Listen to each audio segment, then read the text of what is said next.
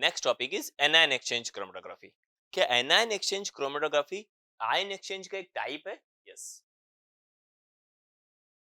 तो क्या ion exchange column का एक टाइप है? यस।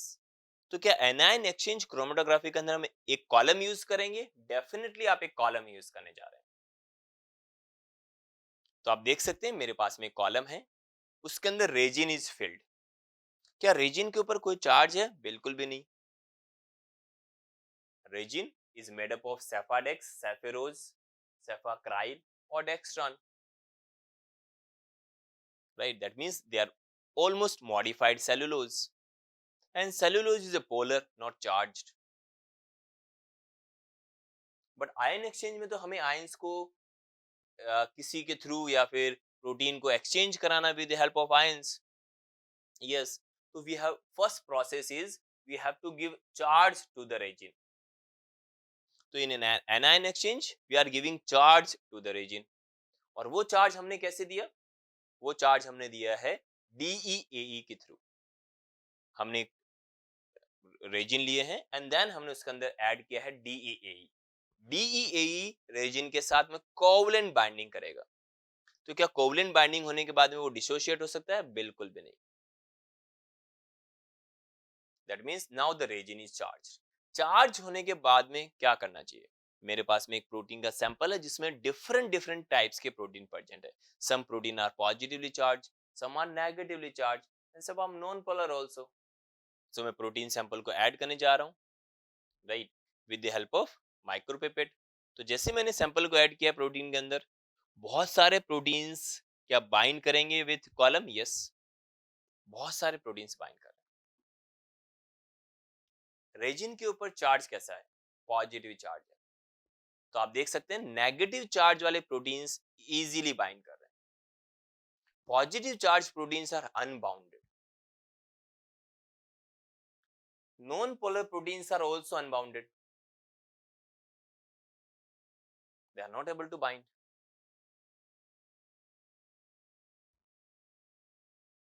अनबाउंडेड प्रोटीन्स को अब मैं इल्यूट कराने जा रहा हूं।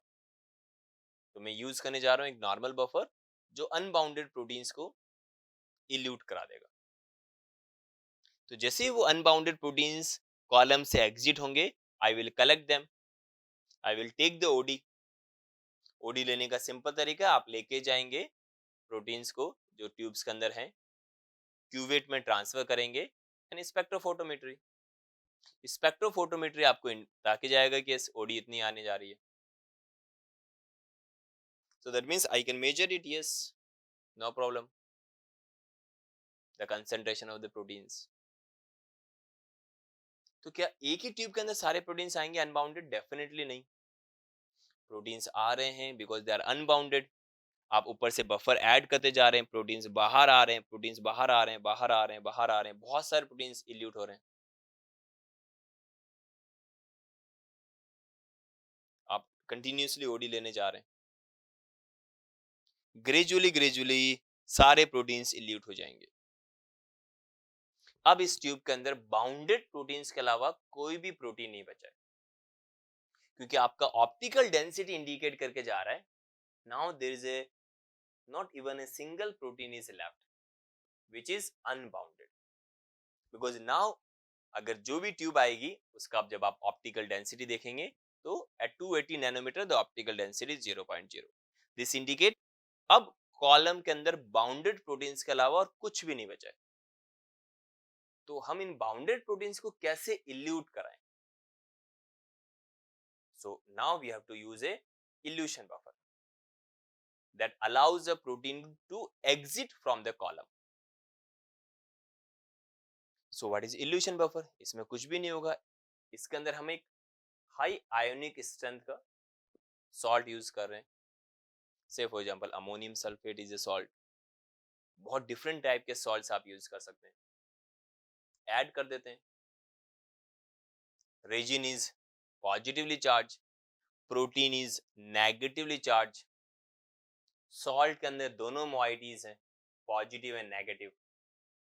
So negatively charged species will binds with the resin. क्या सारे के सारे प्रोटीन्स इस रेजिन के साथ में इक्वल एफिनिटी से बाइंडेड है? दैट डिपेंड करेगा charge on proteins, equal affinity से बाइंडेड नहीं हो सकते। तो हम क्या करने जा रहे हैं, जैसे मैंने लो कंसंट्रेशन ऐड करता हूं, कुछ प्रोटीन्स वहां से डिसोशिएट होंगे।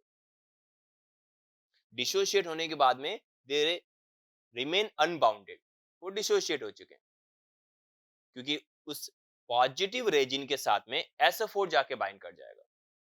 तो जैसे ही वो डिसोशिएट होते हैं, अगर मैं ऊपर से बफर ऐड करता हूं, तो क्या ये बहुत इजी वे में कॉलम से इल्यूट हो जाएगा? यस। कॉलम से इल्यूट होने के बाद में मैं ट्यूब्स के अंदर आएंगे। यस। ट्यूब में आने के बाद में मुझे कंसंट्रेशन ऑब्जर्व करनी है। I will take the OD.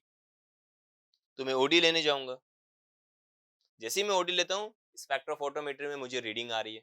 Reading indicate कि यस प्रोटीन इज प्रेजेंट। तो इसका मतलब फर्स्ट प्रोटीन या फिर group of proteins is eluted at this particular salt concentration. अभी भी बहुत सारे प्रोटीन्स बाइंडेड है, आप सही कह रहे हैं। अब हमें इन रिमेनिंग प्रोटीन्स को हम कैसे इल्यूट कराएं? रिमेनिंग प्रोटीन को इल्यूट कराने का सिंपल तरीका है, आप हाई आयोनिक स्ट्रेंथ का बफर यूज कीजिए। तो थोड़ा मैंने और सॉल्ट कंसंट्रेशन इंक्रीज किया। जैसे मैं हाई सॉल्ट कंसंट्रेशन यूज करूंगा, तो क्या ज्यादा SO4 अवेलेबिलिटी होगी? Yes. So more SO4 is a competition, जो प्रोटीन्स बाइंडेड है डिस्प्लेस होगा। पॉजिटिव रीजन के साथ में नेगेटिव SO4 जाके बाइंड कर रहे हैं। So SO4 is negatively charged, yes. So they replace or exchange the other negatively charged protein, yes. So you want to say negative exchange with a negative, yes. Absolutely right. So negative is exchange with a negative. So you want to say anion exchange, yes. Okay, so this is anion exchange, yes.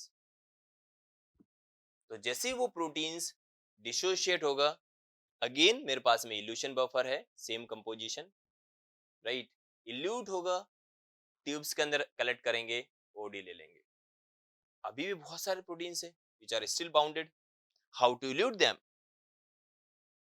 Simple process.